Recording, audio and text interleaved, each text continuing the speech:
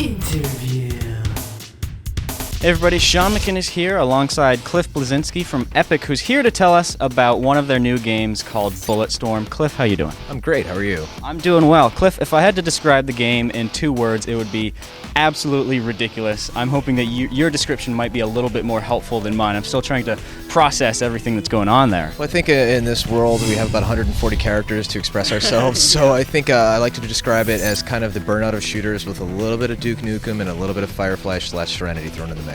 Yeah, there's definitely quite a lot going on in there. Now, we should probably mention off the top that the game is being developed by People Can Fly, who's best known for the Painkiller. What's Epic's involvement in the game? So Epic's involvement is assisting on design and production. It's absolutely PCF's game. They're creatively responsible for it. But we have a producer, Tanya Jestin, who's full-time on it. I play the game 3 or 4 times a week and give feedback. I sit down and design reviews. Our art director, Chris Perna, assists with the look and feel of the game.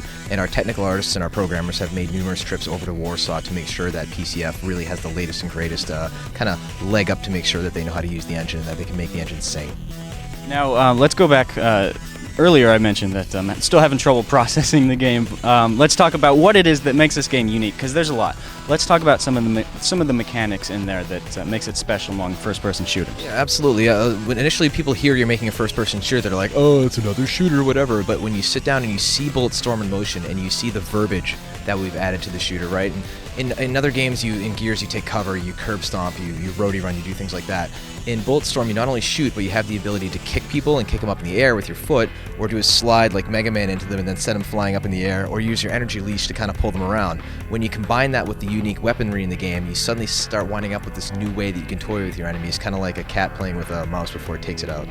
Now, Cliff, there's actually an incentive for people to get creative with the way they kill these enemies. What's that system all about? Well, so gamers generally tend to kind of go the path of least resistance. How can I quickly take out these enemies in the room so I can get to the next room?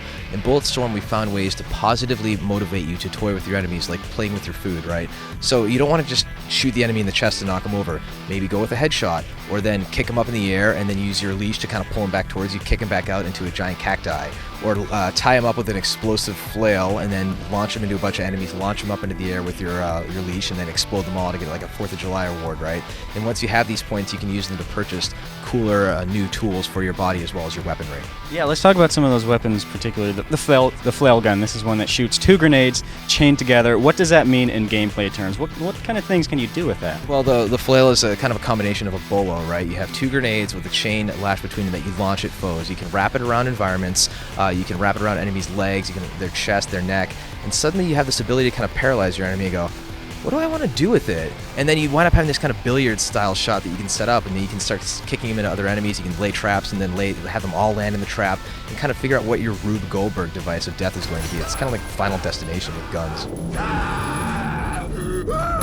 Now, the world that this game takes place in is pretty fantastical. It's very impressive or very easy on the eyes, I should say. Can you tell us about the setting of this game and what the disaster that's gone on means in terms of the gameplay? Absolutely. So the game takes place on a planet called Stygia, and the city is called Elysium, and it's this kind of defiled tourist paradise. Imagine like a Dubai or Las Vegas gone horribly, horribly wrong.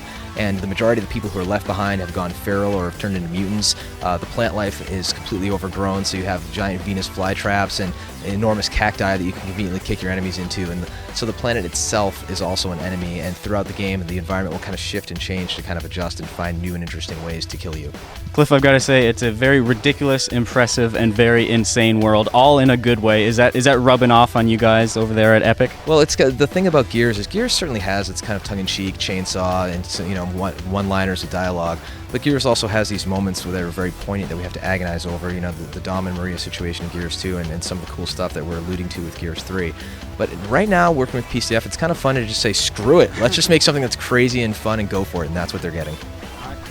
When do you expect Bulletstorm to be available in stores, and are you talking about platforms it'll be available on yet? Yeah, it'll be available in 2011, not really committing to a specific date right now, but it will be on PC, PlayStation 3, and Xbox 360. Cliff, thank you very much for your time. There you go, guys. That's your look at Bulletstorm. Stay tuned for more. Hint, hint, E3 right around the corner.